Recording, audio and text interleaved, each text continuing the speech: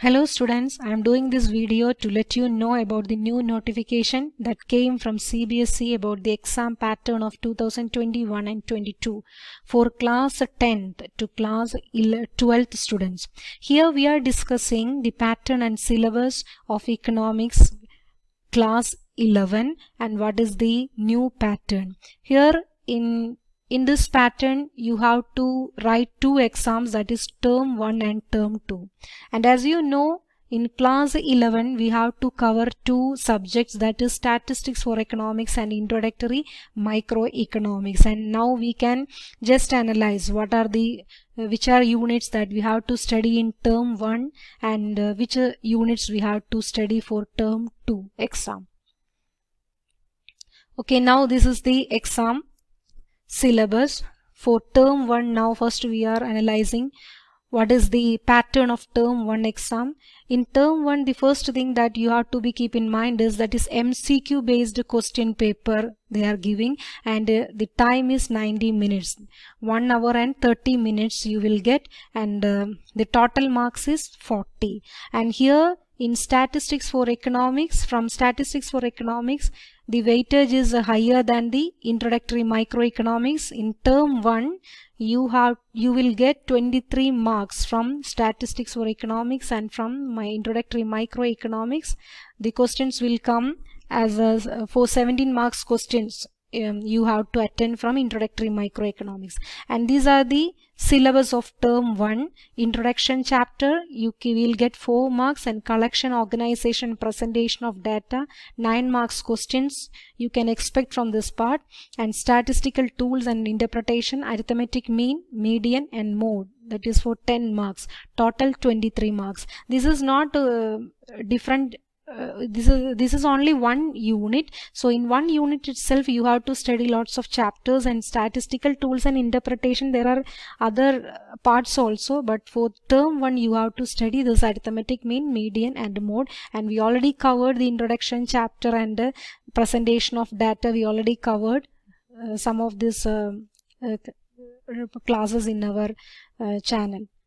Now in part B, introductory microeconomics also, from introduction you will get 4 marks, and consumers, equilibrium and demand 13 marks questions you can expect, and total 17 marks from introductory microeconomics. So total theory paper for term 1 is 40 marks, and the 10 marks is for project. Total mark for project is 20, but they are allotting these marks as 10 for term 1 and 10 marks for term 2. And the other thing is you have to do only one project in the entire academic session, and what they are doing is they are just dividing the marks into term 1 and term 2. Now if you are seeing this, you will get the detailed syllabus of term 1. Here all the parts you will get from this syllabus. If you are reading this you will get that. And this is part 2 A, statistics for economics, and in statistics for economics you have to cover 3 units. In 3 units itself you have to study lots of chapters. So you know the collection is one chapter, organization is other chapter, and presentation of data is another chapter. In that way you have to cover all the chapters and the syllabus. Okay, and for the objective type questions, in term 1 you have to attend only objective type questions, so you have to study all the chapters thoroughly, then only you will get the objective type questions. Okay, now what the portions in introductory microeconomics, which all portions that you have to study, that is mentioned here. 2 units you have to study in for term 1 syllabus. You have to study, that is unit 4, that is introduction chapter, and unit 5, consumers, equilibrium and demand, that also you have to study for term 1. And all these topics you have to cover. In consumers, equilibrium and demand is unit 5 only, that is one unit. In one unit you have to cover lots of chapters. Okay, so go through this syllabus and then you will get the idea of which all parts, which all topics you have to cover. Okay, now we are going to next term 2, that is in term 2, that is the most important thing that you have to keep in mind is that is subjective question paper they are given.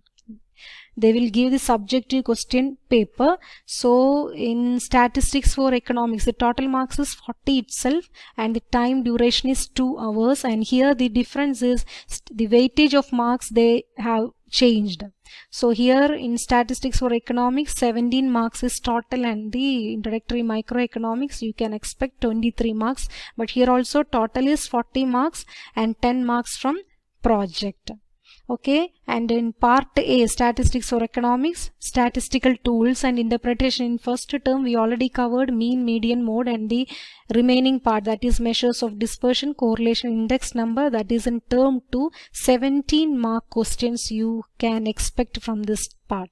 Okay, then in part B, introductory microeconomics, producer behavior and supply, 13 marks questions you will get, and forms of market and price determination under perfect competition with a simple applications, that is 10 mark questions, total 23. So the total mark of term 2, this economics paper, is 40 marks from theory and 10 marks from project.